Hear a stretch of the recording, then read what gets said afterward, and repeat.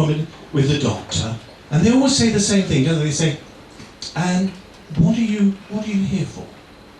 And I find this very difficult because I don't think it's any of their business. So here's another little tip for you. What I say to them is, there's something crawling around in my underwear. Now I find they don't ask you any more questions.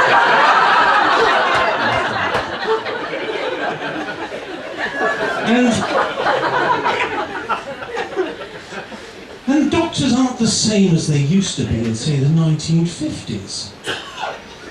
I mean, you used to go and see the doctor in the 1950s, and you walk into the surgery and he'd be smoking his pipe.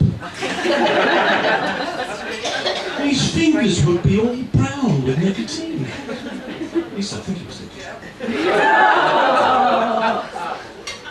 And he had innovative methods in those days. He would hide behind the door, and if a little old lady came in, he'd pull the rug away.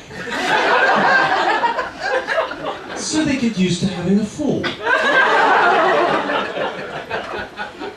And I remember going there once, and chronic constipation, I'm sure I just shared this with you, but I feel I must tell you. I went there with chronic constipation, and he said, "I'm awfully sorry to tell you this, but you've only got 48 hours to live." It did the trick.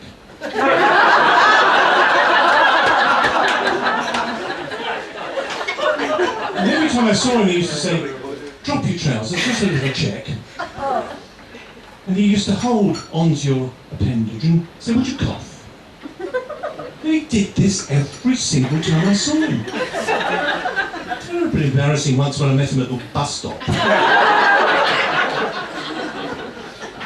And if you were going away on your holidays and you had to have inoculations, he used to sort of say, "Drop your trousers, just a little prick." I said to him years later, I said, "You know, I used to get a complex. I thought you were suggesting I was underendowed." Said, "Yes, that's right, yes." Coming out of the surgery the other day, there was two old guys sitting in the waiting room. One said to the other, he said, "So what are you here for?" He said, "Oh, I've got crabs." He said, "Brown sugar, you don't need to see the doctor." It was brown sugar, right? He said, "Well, kill him." He said, "No, it rots their teeth. You'll get a good night's sleep." Thank you very much. Over to you, Bob.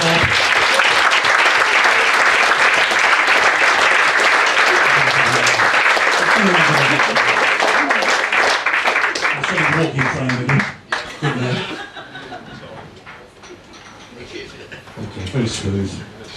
There you go, Bob. Like an off-speaker.